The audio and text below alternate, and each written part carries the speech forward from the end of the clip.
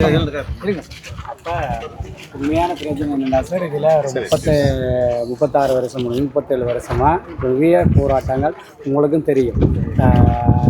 Ranil Wickremesinghe sir கேள்வியெல்லாம் தெல்லிப்பள தொக்கியம்மன் கோயிலுக்கு முன்னுக்கு அவர் இந்த உயர் பாதுகாப்புலையும் இருக்கக்கூடாதுன்னு சொல்லி போராடினவர். அவர் இப்போ ஜனாதிபதியாக வந்தவர். அந்த காலத்தில் நீங்களும் இருந்த நீங்கள் இதில் 233 ஏக்கர் தான் விடுபட்டது. இந்த பாதை மட்டும்தான் திறந்திருந்தது. ஆனால் இந்த மக்கள் உண்மையிலே நாங்கள் நேரடியாக சொல்கிறோம், என்பிபிக்கு தான் கூடுதலாக வாக்கும் அளிச்சிருந்தவர்கள். ஜனாதிபதிக்கும் விமல் ரட்நாயக்க உங்களோட பிரச்சனை எல்லாம் தெரியும் என்று தோல்ல கை தட்டி அவர்களை நம்பி ஏமாந்த ஒரு மக்கள் தான் இன்றைக்கு வந்திருக்கோம். நாங்கள் எந்த கட்சியும் இல்லை, இது வரைக்கும் இந்த சார்பண்ட் இல்லை சார்.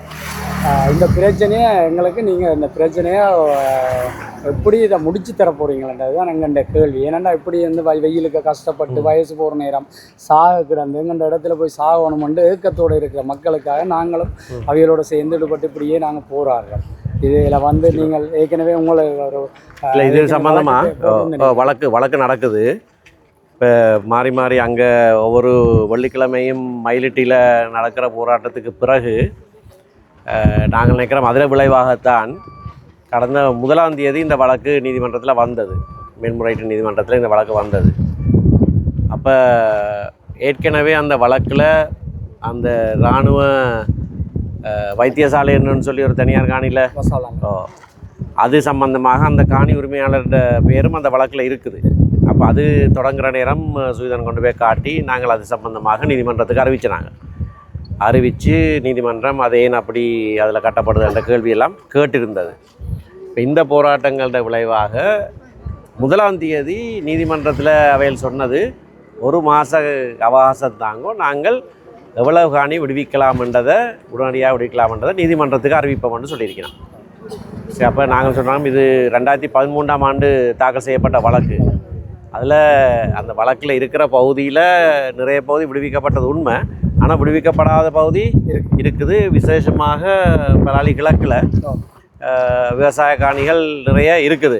அப்போ அதை நான் சுட்டி காட்டி சொன்னான், இந்த விவசாய காணிகள் அத்தனையும் ஒரு இராணுவ தேவைக்கும் பயன்படுத்துறையில் அவையிலே விவசாயம் செய்யணும்னு சொல்லி அப்போ நீதிமன்றம் சொல்லியிருக்கு. சரி, இப்போ 1 மாத காலத்துக்குள்ளே நீங்கள் சொல்கிற சரி விடுவிக்கிறேன்னு தான் ஒரு நாள் முறை சொல்கிறீங்க.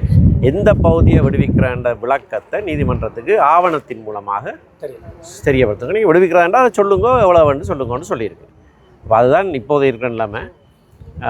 அவர்கள் உண்மையாக சொல்கிறார்களா இல்லையான்னு எங்களுக்கு இன்னும் தெரியாது. ஆனால் நீதிமன்றம் அழுத்தம் பிரயோகிச்சிருக்குது. நாங்கள் சொன்ன காரணிகளை வச்சு மற்றது கூட தொடர் போராட்டங்களாலேயும் தான் இந்த நிலைமை வந்திருக்குது. 1 மாத காலத்துக்குள்ள நான் சுவிதனுக்கு அறிவிப்பேன். நீதிமன்றத்தில் அதில் என்னத்தை சொல்லினோம்னு சொல்லி எங்களுக்கு நீங்கள் உங்கள்கிட்ட நாங்கள் கேட்கக்கூடிய மிகப்பெரிய விஷயம் இந்த இடத்துல அந்த 2013ஆம் ஆண்டு வர்த்தகமானி அதை நீங்கள் ரத்து செய்ய சொல்லி தான் கேட்டுருக்கோம். அதை எங்களுக்கு விரைவாக செய்து தருவோம். மற்றது ஏற்கனவே ஐக்கிய நாடுகள் சபை சொல்லியிருக்கு உயர் பாதுகாப்பு வலயம் ஒன்று வச்சிருக்கலாம்.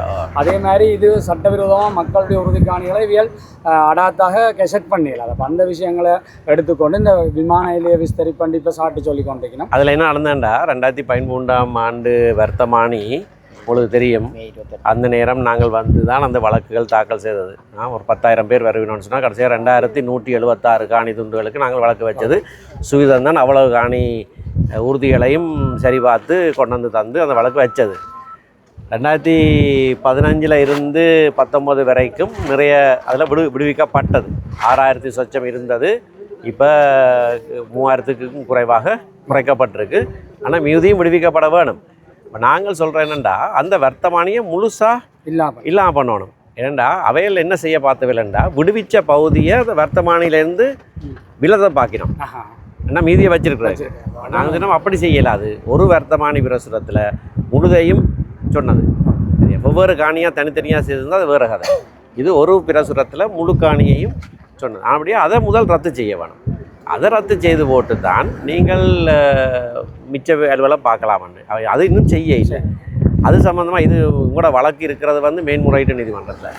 அதுக்கு மேலே உச்ச நீதிமன்றத்திலையும் மாவசினதராஜ ஐயாட வழக்கில் இந்த விடயம் நீதிமன்றத்தாலே சொல்லப்பட்டிருக்கு. இந்த வர்த்தமானியை ரத்து செய்து தான் அடுத்த நடவடிக்கைக்கு போகணும்னு சொல்லி.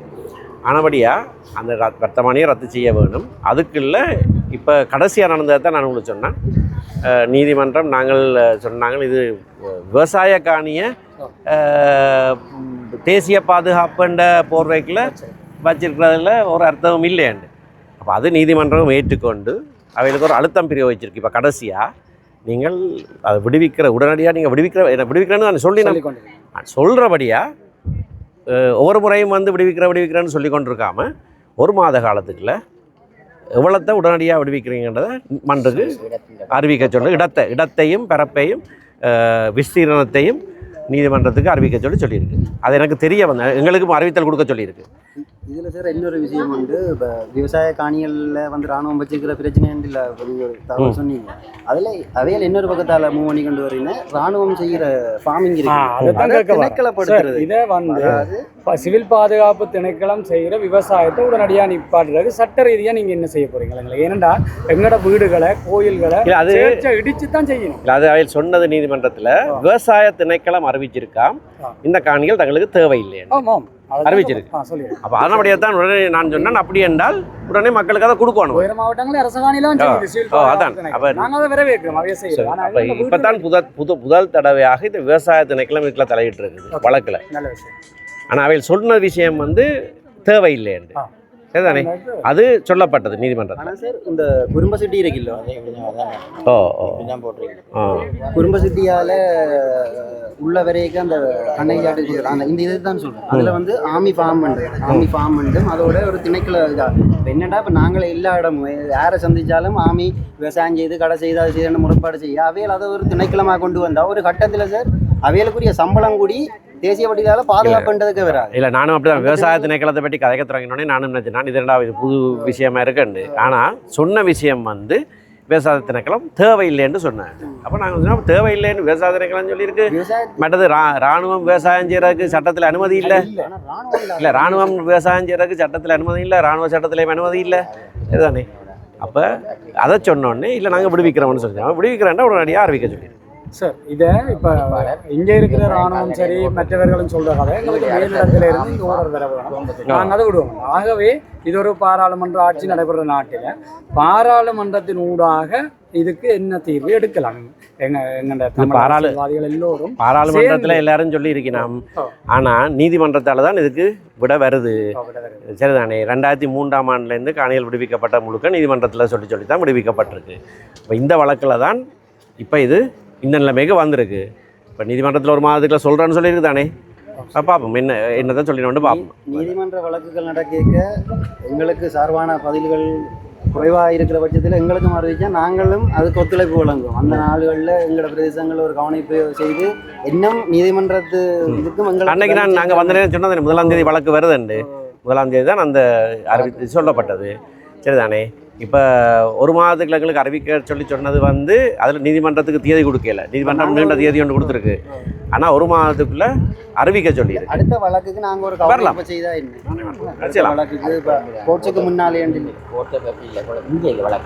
கொழும்புல இல்லாட்டி அதுக்கு முதல் நாளில் ஒரு இது சம்மந்தமாக எங்களுக்கு ஒரு எங்களுக்கு சார் இந்த இது போட இல்லாமல் இருக்குது. இன்றைக்கு நாங்கள் இதை பிடிச்சி கொண்டு தான் இருக்கோம். நான் அடுத்த டேட்டை சொல்கிறேன் உங்களுக்கு. போகிற ஞாயிற்றுக்கிழமை நாங்கள் கேட்டதுக்கு போலீஸ் வந்து பிடியலான்னு சொல்லியிருக்கு.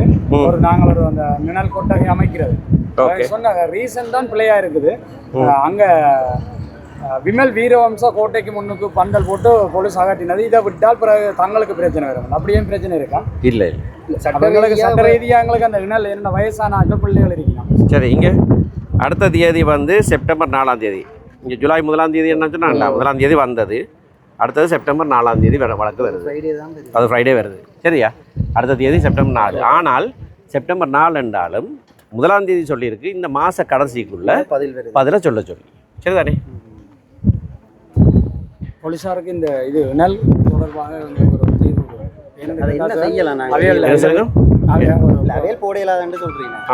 நாங்கள் பிடிச்சு கொண்டு தான் இருக்கிறோம். காலம் 8:30 1:30 மட்டும் செய்கிறோம். நாங்கள் என்ன இருக்கிறோன்னா அந்த டைம் மட்டும் நாங்கள் தற்காலிகமாக உண்டை போட்டுட்டு முடியாத கட்டி கொண்டு போகிறோம். கதிரைகள் எடுக்கிற மாதிரி அந்த நாங்கள் கிளியர் பண்ணி அதுக்கு ஏதாவது எங்களுக்கு சட்ட காய்ச்சிட்டு போகிறோம். கதைங்க போயில நான் ஏஎஸ்பியோட காய்ச்சிட்டு போகிறேன். டிஸ்டர்ப் பண்ணிடல யாரையுமே. நான் ஏஎஸ்பியோட காய்க்கிறேன். ஏஎஸ்பி இல்லாட்டி டிஏஜியோட காய்க்கிறேன். இவங்களோட காட்சி பிரயோசனம் கிளம்புறீங்க. நன்றி சார். சரி.